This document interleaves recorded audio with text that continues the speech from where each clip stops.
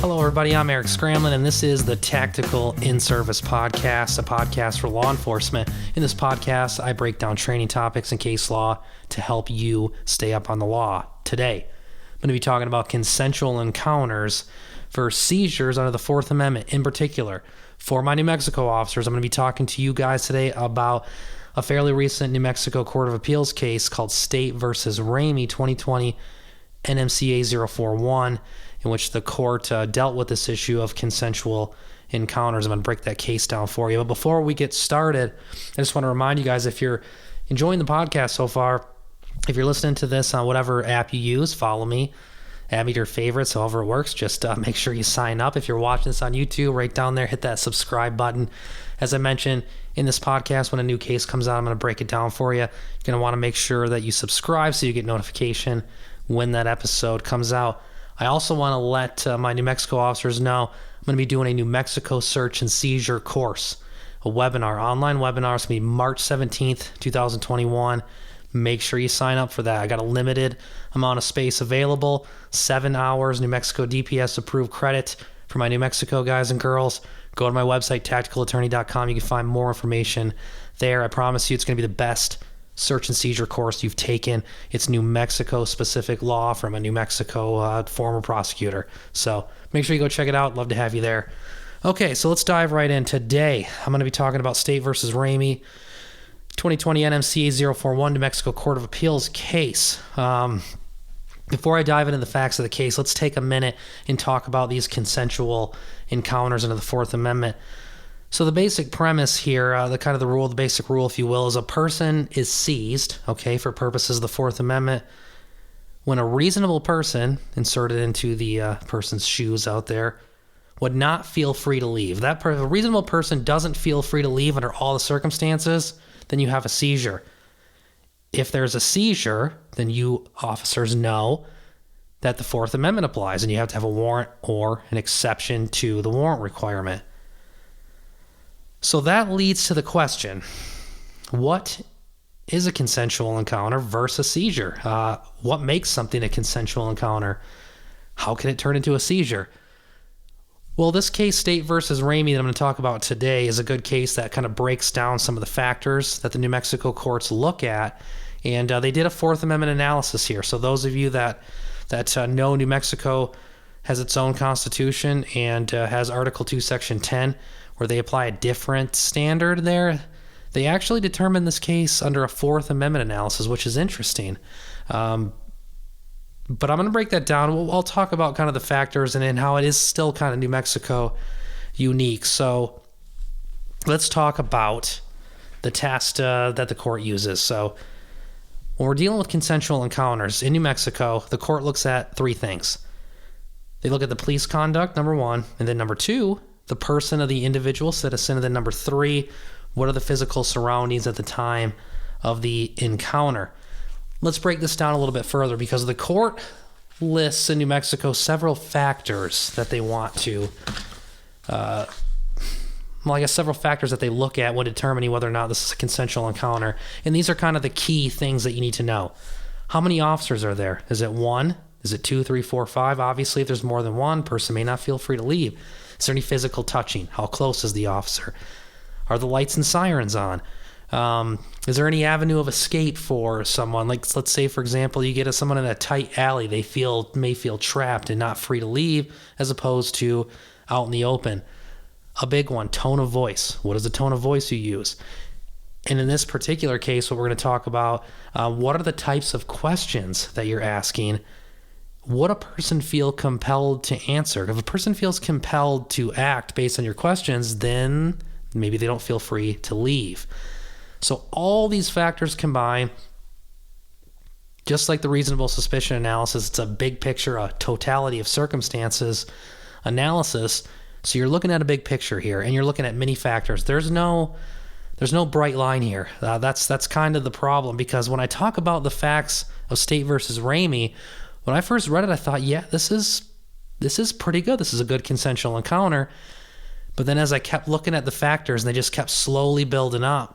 And then we had some bad facts here that I'll talk about.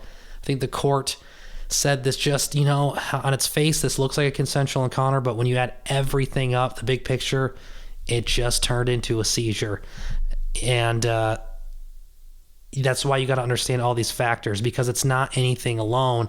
It's everything together in a big picture analysis. So let's talk about the facts of the case a little bit. And as I read this, you can kind of compare this to these factors and say, this doesn't sound like a seizure, but listen as I start to add on and tell me if you think this is, you can, at some point you can kind of feel that that's really starting to add up. I don't know. Maybe that's just me. So here's kind of the facts of the case. The officer testifies at the suppression hearing that the police department has a policy of stopping people late at night, even though they're not breaking the law, and he's stopping people, even though he said it's just a consensual encounter, not turning the lights on.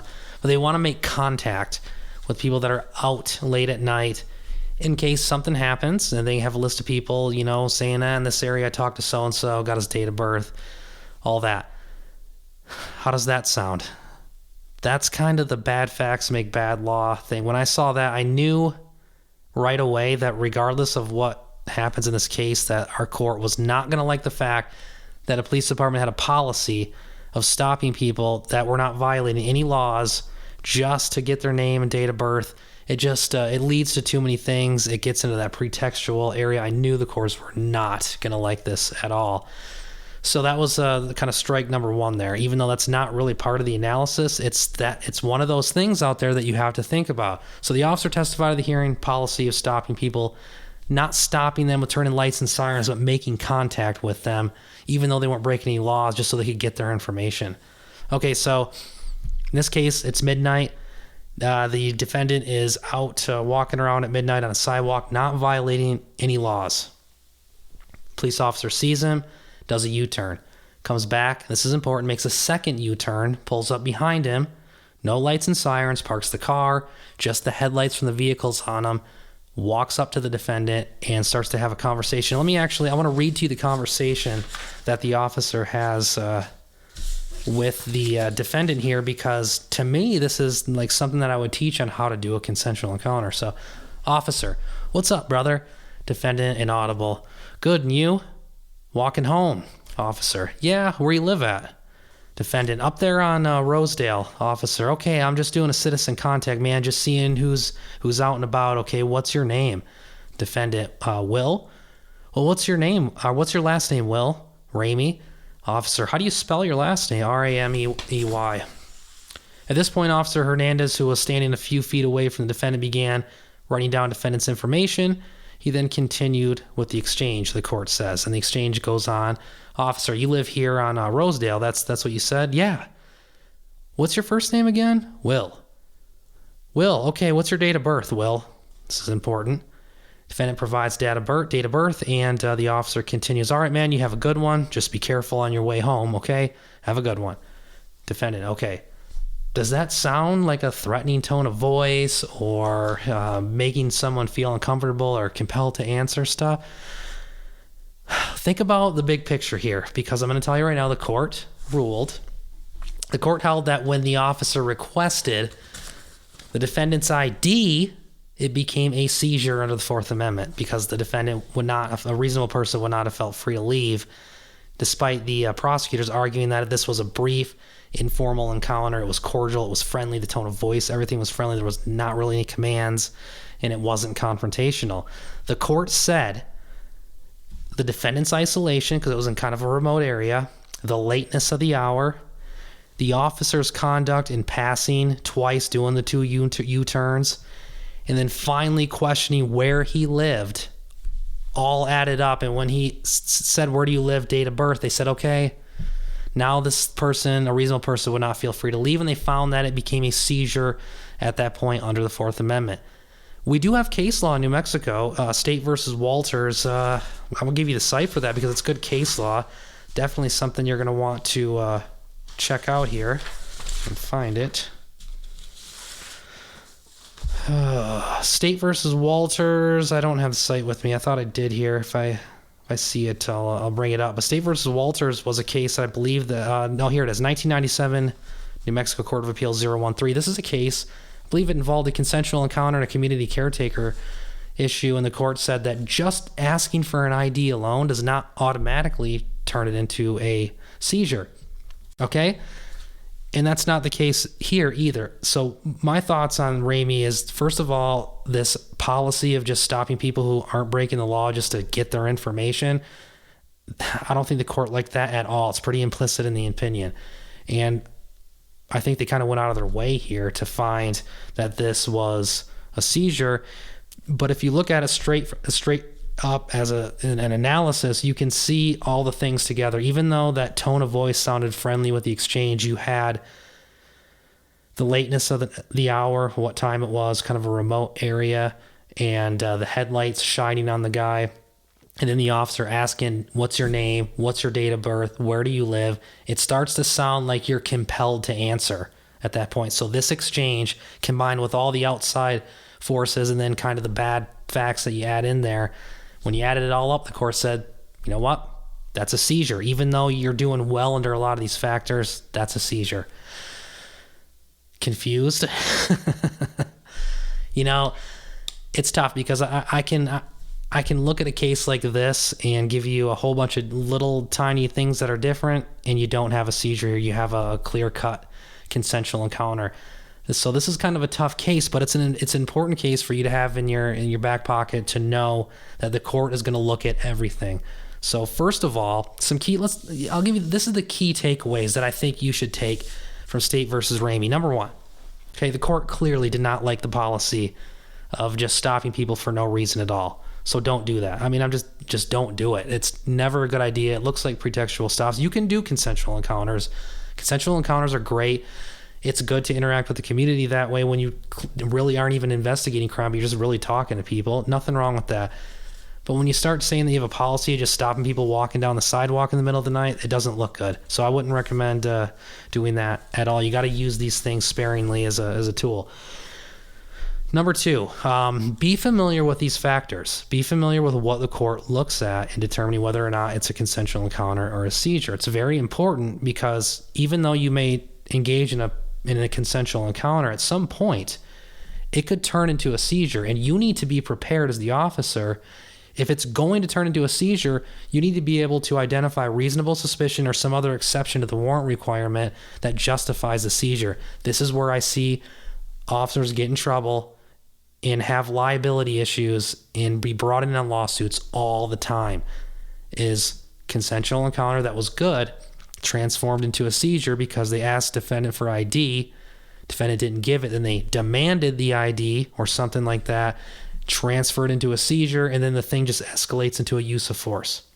So you got to be familiar with these factors. If it's going to be a consensual encounter, know and understand what the court looks at, and make sure that you're complying with those factors and you're keeping it consensual. If it moves into a seizure and you think there's a risk of that based on understanding these factors, then you know that you're going to have to find an exception to the warrant requirement to keep it there, or you got to let the person go. So be familiar with it. I think that's really important. And that'd be my key takeaway number 3 is just take the time to look at some of these cases and read State versus Ramey and be familiar with those factors. How many officers, how close, physical touching, lights and sirens on. Know all that stuff and how that applies. That's really important. So, okay, that's State versus Ramey. That's a little bit on consensual encounters. If you have any questions about this case, want to dive in a little more specifically, leave some comments on the YouTube page or go to my website, tacticalattorney.com. Send me an email or give me a call. I would love to discuss it with you. Once again, reminder, if you think this stuff is fascinating, my webinar coming up on March 17th is going to be 8 hours of search and seizure, all New Mexico stuff. We're going to be talking about New Mexico's Article 2, Section 10, our version of the Fourth Amendment. If you're an officer and you've wondered why we have all these crazy rules in New Mexico, I'm going to explain to you why that is. And we're going to look at New Mexico-specific cases, not only for reasonable suspicion and consensual encounters, but we're going to dive into all of it, all the exceptions to the warrant requirements. So, again, go to my website, tacticalattorney.com, get signed up. I got a very limited amount of registrations available for that, so you're going to want to get signed up. Thank you guys so much. I'm having a lot of fun with the podcast here. I hope that Hope that you learned something from this. And once again, if you have any questions, please reach out to me. And remember, every battle is won before it's fought. Stay safe. I will see you on the next episode.